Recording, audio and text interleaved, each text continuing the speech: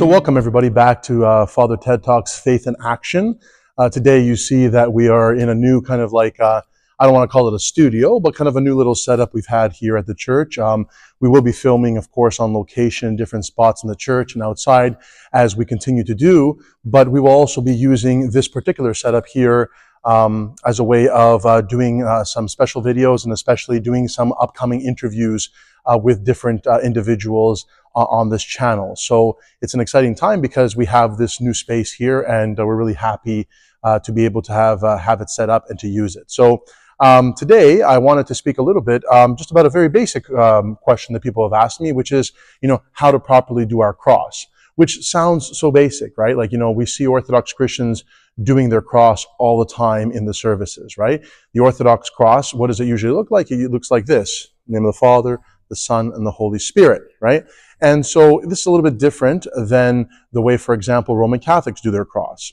Indeed, out of all different kind of Christian denominations that exist in the world today, and especially here in North America, there aren't many denominations that are still doing their cross for many different historical reasons. But the people who kind of maintain this very, very ancient tradition are, of course, the Orthodox and, of course, even the Oriental Orthodox, so the non-Chalcedonian Orthodox, the Malankara Indian Orthodox, Armenians, Indian Orthodox, the Coptic Orthodox, they all do their crosses, and of course the Roman Catholics in the West. But in the East and in the Orthodox Church, there's a very specific way that we do our cross, and I just wanted to show it in this very short video so that those who kind of want to know how to do it properly, and also a little bit about when to do it during the service. So first of all, how do we do our cross in the Orthodox tradition? Well, we start off with 3 fingers, 1, 2, 3, and the 2 fingers are down. This is the way we do our cross, right?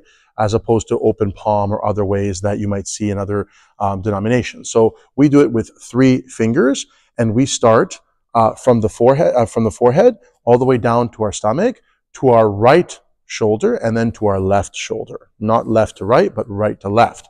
Now, what do the 3 mean? So when we do our cross, it's important to understand that we are kind of making a theological statement of what we believe, the core tenets of the faith. And so basically, the 3 fingers represent, you guessed it, the Holy Trinity, right? Father, Son, and Holy Spirit. So we are saying we believe in one God, but in a triune God, in a Trinitarian God, right? So Father, Son, and Holy Spirit.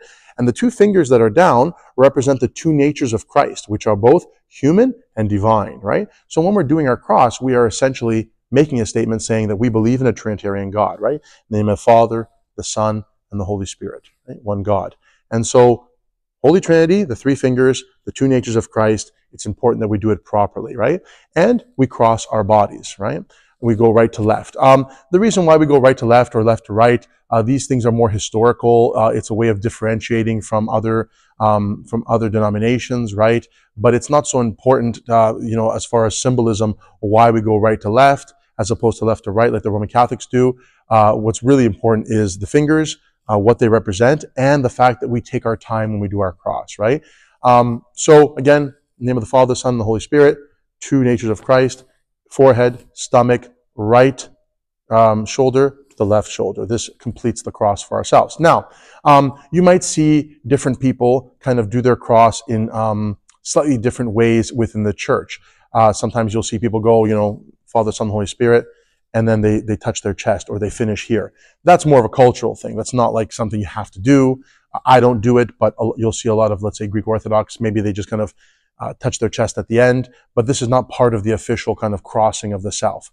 So the official one is Father, Son, and Holy Spirit. Again, there. Now, the question is that when do I do it and how many times do I do it, right? So sometimes you'll see people, they do it 3 times every time. So in 3s. This is not a bad thing. Again, it's kind of a cultural thing, but it doesn't have to be 3. A lot of the Greeks like to do it 3 times, whereas if you see like other Orthodox jurisdictions, they only do it once. You'll see within the same church that some people are doing it in 3, some people are doing it in singles, right? Really, it's not important. If you want to do it 3 times every time, you can. If you want to just do it once, I usually just do it once, then we just do it once. The point is that we do the cross. The second question is that when do we do it, or when is it appropriate to do it in the service? Well, there are a few answers to this. Number one is that usually when we enter the church, we do our cross. When we kiss an icon, we venerate an icon, or we light a candle, we do our cross, right? We're always commemorating the Holy Trinity, and we are always offering honor to God. When we come into the church and perhaps we're during the service and we hear the name of the Trinity invoked, we do our cross. Or when we hear the names of the saints invoked, we do our cross. This is a lot. Of course, people can do their cross anytime, and there is no bad time to do your cross. When you're feeling anxiety, do your cross. When you want to start your prayers or end your prayers, do your cross. You can do your cross anytime. This is a very, very good thing. But as a rule of thumb, if you don't know, I would always say, just watch the priest, right? When you're in the service, when the priest does his cross, you do your cross. This is a good way to mimic and to learn how and when it is appropriate to do your cross, right? So following the priest who's up there doing it, or if there's a deacon in the church, when they do their cross, you should do your cross. Because the purpose of the priest and the deacon is that they are leading the congregation in prayer, right? Not only with their words, but also with their actions. This is why in the Orthodox Church, the priest, most of the time, has his back turned to the congregation, which means that he is facing towards the east, towards the altar, along with the congregation. We are all facing towards God and all praying together. So when the priest does something like a cross, or when he does a prostration, touches the ground, then we should do the same thing as the priest, right? And this way, we kind of are in safe territory. We know that we're doing it at the appropriate times, right? So again, as a quick recap, always do your cross with 3 fingers, Father, Son, and Holy Spirit,